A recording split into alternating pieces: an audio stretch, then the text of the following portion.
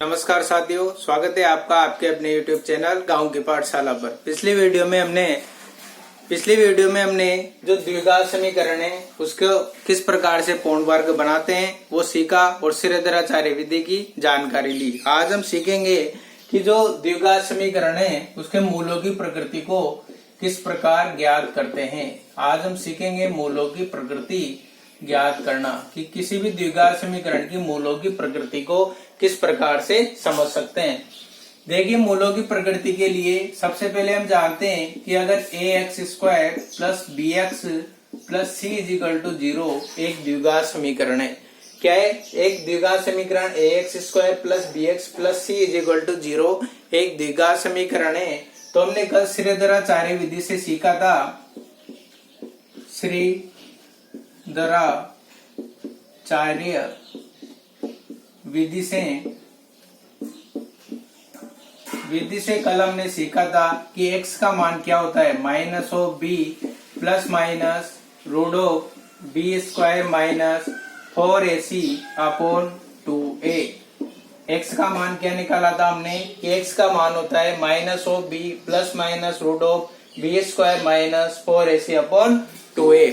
ये कहाँ से निकाला? श्रीधराचार्य विधि। जब हमने कल समीकरण का पूर्ण वर्ग बनाना सीखा तो अगर आप जो ये द्विघात समीकरण का मानक रूप अपने पास है ax² plus bx plus c equal to 0, अगर इसे आप पूर्ण वर्ग बनाते हैं तो पूर्ण वर्ग बनाने पर सोल्व करने पर जो x का मान आता है वो ये आता है कि minus of b plus minus under root b² minus 4ac upon 2a, जिसे हम श्रीधराचार्य विधि के नाम से या श्रीधराचार्य सूत्र के नाम से जानते हैं। आज की वीडियो में हम मूलों की प्रकृति के बारे में सीखेंगे कि मूल वास्तविक होते हैं, काल्पनिक होते हैं या असमान या समान, किस प्रकार की उनकी प्रकृति कैसी है ये हम आज सीखेंगे। तो देखिए, मूलों की प्रकृति के लिए हमें सबसे पहले क्या ज्ञात होना चाहिए।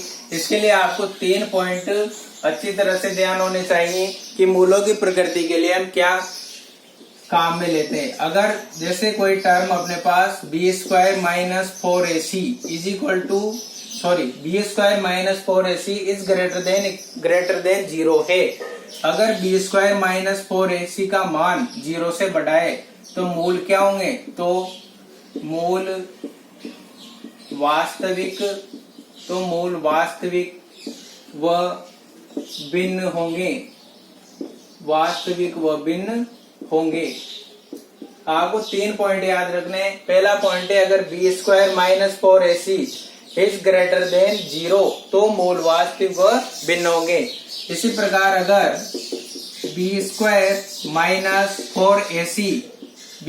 Minus 4ac is equal to 0 है, अगर b² माइनस 4ac का मान 0, अगर मूल b² minus 4ac is equal to 0 है तो हम कह सकते हैं कि समीकरण के मूल क्या होंगे? मूल वास्तविक व समान होंगे। तो मूल वास्तविक व समान होंगे। पहला पॉइंट क्या याद रखना है कि अगर b² जो द्विघात समीकरण दी हुई रहेगी अपने लिए, उसमें a क्या है, x² का गुणांक, b क्या रहेगा, x का गुणांक और c अचर। तो उसमें से b² माइनस 4ac जो अपने पास टर्म आती है b² माइनस 4ac को सोल्व कर ये पता लगाना है कि अगर b² माइनस 4ac को सोल्व करने पर उसका मान 0 से ज्यादा आ रहा है तो मूल वास्तविक वो भिन्न होंगे। अगर b² माइनस 4ac का मान 0 प्राप्त हो रहा है तो मूल वास्तविक वो समान प्राप्त होंगे। और लास्ट क्या है कि अगर b² माइनस 4ac का मान 0 से छोटा प्राप्त हो रहा है, यानी कि नेगेटिव प्राप्त हो रहा है, तो हम कह सकते हैं कि मूल काल्पनिक होंगे।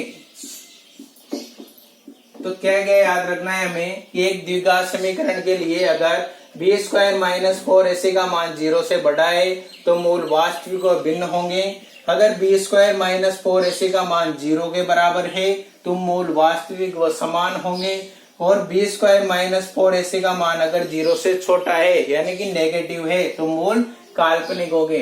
अब हम किसी भी समीकरण को, द्विघात समीकरण को कैसे पता करेंगे कि उसके मूल वास्तविक वास्तविक हैं या काल्पनिक है, वास्तविक मूल समान है या वास्तविक मूल भिन्न है। तो किसी भी प्रकार के क्वेश्चन को सॉल्व करने के लिए हमें ये पता होना चाहिए कि अगर किसी भी द्विघात समीकरण के मूल वास्तविक व भिन्न है तो b² - 4ac ग्रेटर देन 0 होगा। अगर किसी भी द्विघात समीकरण के मूल वास्तविक व समान है तो b² - 4ac = 0 होगा। और अगर किसी भी द्विघात समीकरण के मूल काल्पनिक है तो b² - 4ac का मान 0 से छोटा प्राप्त होगा, तो मूल काल्पनिक होंगे। आशा करता हूँ आपको ये समझ में आ गया होगा। अब द्विघात समीकरण लेकर सॉल्व करेंगे कि किस प्रकार द्विघात समीकरण के मूल वास्तविक, काल्पनिक, भिन्न, समान किस प्रकार के होंगे। आप इसे नोट कीजिए। मैं एक इक्वेशन के माध्यम से आपको समझाने का प्रयास करता हूँ। नोट कीजिए आप। देखिए अपने पास दो इक्वेशन है कि 2x² + 6x - 3 = 0 और 2x² - 3x + 5 = 0। हमें सॉल्व कर ये बताना है कि इस समीकरणों के मूल वास्तविक है, काल्पनिक है या समान है। तो सबसे पहले हमें क्या करना रहता है, मानक समीकरण है अपने पास ax² + bx + c = 0। मानक समीकरण क्या होती है अपने लिए, द्विघात समीकरण मानक रूप होता है उसका ax² + bx + c = 0।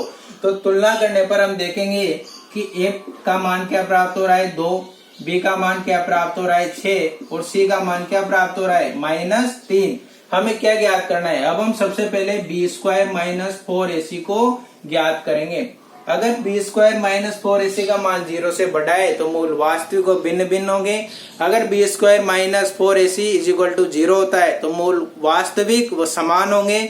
और b² - 4ac का मान भिन्न अगर नेगेटिव प्राप्त हो रहा है तो हम कहेंगे कि जो मूल है वो काल्पनिक होंगे। तो b² - 4ac का मान निकालते हैं। b² यानी कि 6 का स्क्वायर -4, a का वैल्यू 2 और c की वैल्यू -3। सॉल्व करने पर 6 का स्क्वायर 36 माइनस प्लस तो 4 2 8, 8 3 24। सॉल्व करने पर आ गया अपने पास 60। तो जो 60 है वो क्या है 0 से बड़ा। b² - 4ac क्या है 0 से बड़ा है। तो यहाँ पर हम क्या ज्ञात करेंगे, अतः मूल वास्तविक क्या रहेंगे, मूल वास्तविक व भिन्न भिन्न रहेंगे। मूल वास्तविक व भिन्न भिन्न होंगे। क्या रहेंगे, मूल वास्तविक व भिन्न भिन्न होंगे। कैसे पता लगा हमें कि अगर b² - 4ac का मान ग्रेटर देन इक्वल टू 0 आ रहा है तो मूल क्या रहेंगे, वास्तविक व भिन्न भिन्न होंगे। इसी प्रकार एक दूसरी समीकरण है अपने पास 2x² - 3x + 5 = 0। इसके मूल कैसे निकालेंगे, सबसे पहले मानक समीकरण लिखेंगे। मानक समीकरण लिखकर उसकी तुलना करेंगे। तो मानक समीकरण होती है ax² + bx + c = 0। मानक समीकरण को सॉल्व करने पर a का मान अपने पास यहाँ 2 आ रहा है, b का मान -3 और c की वैल्यू +5 आ रही है। हमें क्या निकालना है, समीकरण की प्रकृति ज्ञात, मूलों की प्रकृति ज्ञात करने के लिए हमें क्या ज्ञात करना रहता है, b² - 4ac। b² - 4ac जहाँ पर b, a और c क्या है, a x² का गुणांक, b x का गुणांक और c अचर पद रहता है। सॉल्व करने पर b² - 4ac क्या रहेगा, तो b² b की वैल्यू कितनी है -3, तो -3 का स्क्वायर -4 a की वैल्यू कितनी है 2, b और c की वैल्यू कितनी है 5। सॉल्व करने पर 3 3 9 -4 2 8 और 8 पंजे 40। 40 में से अगर 9 जाते हैं तो क्या प्राप्त हो रहा है -31, जो क्या है 0 से छोटा। तो हमें क्या प्राप्त हो गया यहाँ पर कि b² - 4ac की वैल्यू क्या है 0 से छोटी प्राप्त हो रही है, यानी कि नेगेटिव प्राप्त हो रही है। तो हम क्या कहेंगे, इसके मूल की प्रकृति कैसी है, तो मूलों की प्रकृति, तो मूल काल्पनिक होंगे। मूल किस प्रकार के प्राप्त हुए, मूल काल्पनिक होंगे। हमने कब कहा कि मूल काल्पनिक होंगे, हमें पता है कि b² - 4ac का मान ऋणात्मक प्राप्त हो रहा है, अतः हम कह सकते हैं कि मूल क्या है, काल्पनिक। इस प्रकार के क्वेश्चन हमें सोल्व करने हैं। आपके प्रश्नावली 3.5 में इस प्रकार के क्वेश्चन है कि मूल कब वास्तविक और कब काल्पनिक होंगे। तो उनका तरीका क्या है ये। अब एक और प्रकार के टाइप का क्वेश्चन है आपके, जैसे आपके लिए दे रखा है कि किसी द्विघात समीकरण दे रखी है और एक कह रखा है कि द्विघात समीकरण के मूल समान है। आपके लिए क्या दे रखा है कि द्विघात समीकरण के मूल क्या है, समान। तो द्विघात समीकरण के मूल कब समान होंगे, द्विघात समीकरण के मूल जब समान होंगे कि अगर बी स्क्वायर माइनस 4ac का मान किसके बराबर है, 0। अगर बी स्क्वायर माइनस 4ac का मान 0 के बराबर है तो हम कह सकते हैं कि उस द्विघात समीकरण के मूल क्या होंगे, समान प्राप्त होंगे। और द्विघात समीकरण के मूल अगर B square minus 4ac is equal to 0 समान प्राप्त हो रहा है, क्या प्राप्त हो रहा है, समान प्राप्त हो रहा है, तो हमें k की वैल्यू निकालेंगे। वो किस प्रकार सीखेंगे आप इन्हें नोट कीजिए। मैं नेक्स्ट क्वेश्चन सॉल्व करते हैं जिसमें देखेंगे कि k जो अननोन है उसकी वैल्यू कैसे निकालेंगे अगर द्विघात समीकरण के मूल वास्तविक प्राप्त होंगे। तो आप नोट कीजिए इसे। तो हमने सीख लिया कि अगर किसी भी द्विघात समीकरण के मूलों की प्रकृति देखनी है तो हमें क्या क्या वैल्यूज पता होनी चाहिए। हमने क्या सीखा कि अगर बी स्क्वायर माइनस 4ac का मान 0 से बड़ा है तो मूल क्या रहेंगे, मूल क्या रहेंगे, वास्तविक व भिन्न। मूल वास्तविक व भिन्न रहेंगे, ये सीख लिया। और अगर बी स्क्वायर माइनस 4ac का मान अगर 0 रहता है तो क्या रहेंगे, मूल वास्तविक व क्या रहेंगे, समान।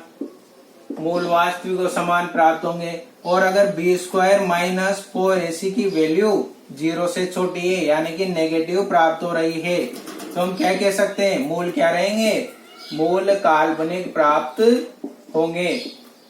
तो आज की क्लास में हमने सीखा कि अगर द्विघात समीकरण के मूल कब वास्तविक, कब काल्पनिक और कब समान प्राप्त होंगे।